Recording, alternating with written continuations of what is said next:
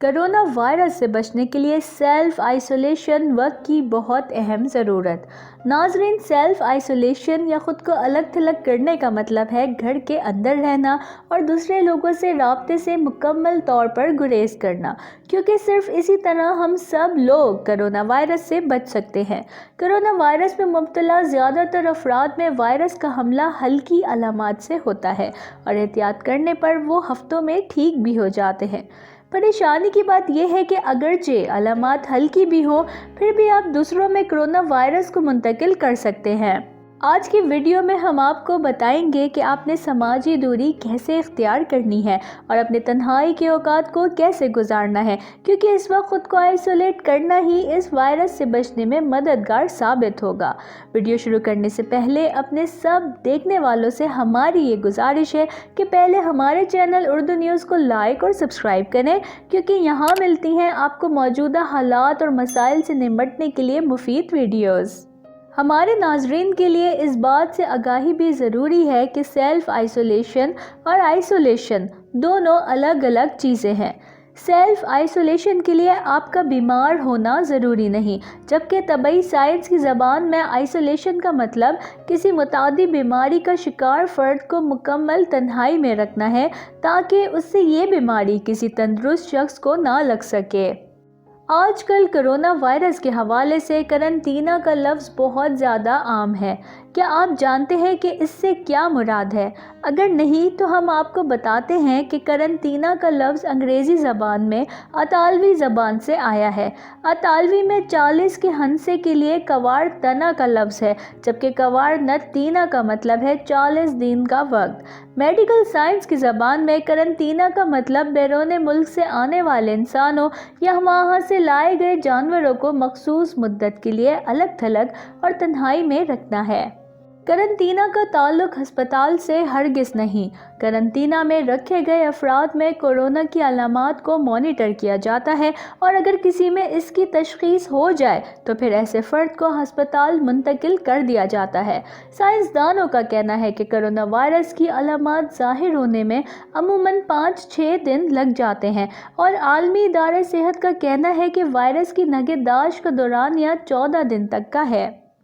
اگر آپ سمجھتے ہیں کہ آپ کرونا وائرس سے متاثر ہو گئے ہیں یا کسی ایسے شخص کے ساتھ رابطے میں رہے ہیں جسے اس وائرس نے متاثر کیا یا کسی ایسے متاثرہ ملک کا سفر کیا ہو، تو آپ خود کو قرنطینہ منتقل کر سکتے ہیں یا اپنے گھر میں ہی رہ کر اپنے ڈاکٹر سے رابطہ کر سکتے ہیں۔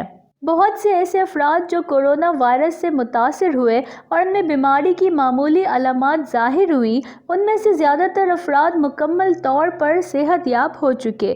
کورونا وائرس کے معمولی علامات سے ٹھیک ہونے میں 1 ہفتہ لگ سکتا ہے۔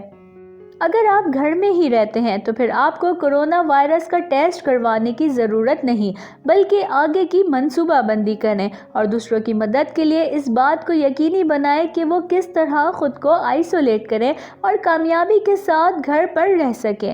اس بات پر بھی غور کریں کہ گھر کے کمزور لوگوں کو محفوظ رکھنے کے لیے کیا کیا کیا جا سکتا ہے۔ اپنے ہاتھوں کو باقاعدگی سے 20 سیکنڈ تک دھوئیں۔ ہر بار صابن اور پانی کا استعمال کریں یا ہینڈ سینیٹائزر استعمال کریں۔ اگر آپ کو لگتا ہے کہ آپ گھر میں اپنی علامات کا مقابلہ نہیں کر سکتے یا آپ کی حالت اور خراب ہو جاتی ہے یا آپ کی علامات 7 دن کے بعد بھی بہتر نہیں ہو رہی، تو on line corona virus service کا استعمال کریں۔ گھر میں اپنے تنہائی کے اوقات کو گزارنے کے لیے آپ جو کام کر سکتے ہیں اس کے بارے میں سوچیں۔ وہ تمام کام جن کو کرنے کے لیے آپ کے پاس وقت نہیں ہوتا تھا۔ جن لوگوں نے سیلف آئسولیشن کا انتخاب کیا ہے، انہوں نے خود کو کھانا پکانے، پڑھنے، آن لائن سیکھنے اور فلمیں دیکھنے جیسی سرگرمیوں میں مصروف رکھ لیا ہے۔ ہم سمجھتے ہیں کہ کچھ لوگوں کے لیے گھر میں خود کو دوسروں سے الگ کرنا مشکل ہوگا، لیکن پھر بھی آپ کو اس ہدایت پر عمل کرنے کی پوری کوشش کرنی چاہیے۔ اس سے آپ اور آپ کے ساتھ رہنے والے لوگوں کی حفاظت میں مدد ملے گی۔ اس طریقے سے ہی وائرس کے خطرے کو کم کیا جا سکتا ہے۔ اپنے آپ کو ہائیڈریٹ رکھنے کے لیے پانی کا زیادہ سے زیادہ استعمال کریں۔ کھانستے ہوئے یا چھینکتے ہوئے اپنے منہ اور ناک کو ڈسپوزیبل ٹیشوز سے ڈھانپیں۔ اگر آپ کے پاس کچھ نہیں ہے تو اپنی کہنی میں منہ دے کر چھینک لیں، اپنی ہتھیلیوں پر مت چھینکیں۔ चाहे कोई बुरा माने या भला, दोस्तों और रिश्तेदारों में से किसी को अपने घर आने की दावत ना दें। अगर आप किसी से बात करना भी चाहते हैं तो फ़ोन या सोशल मीडिया का इस्तेमाल करें। इस बात को समझें कि इस वक्त समाजी दूरी इख्तियार करना किस कदर ज़रूरी है। अगर इस वक्त आप ख़ुद को घर में बंद कर लें तो यकीन मानें कि आप या आपका कोई फैमिली मेम्बर फ्लू जैसी अलामात से ज़्यादा तकलीफ़ का शिकार नहीं हो सकता। ये सोच जहन में रखें कि आप अपने साथ साथ दूसरों की ज़िंदगियों की भी हिफाजत कर रहे हैं। घरेलू क्लीनर या जरासीम कश की मदद से अपने कमरे को हर दिन साफ करें। मास्क उतारते वक्त उसके सामने के हिस्से को हाथ हरगिज़ ना लगाएं। जब वो गीले हो जाएं तो मास्क का इस्तेमाल ना करें। मास्क को दोबारा इस्तेमाल ना करें।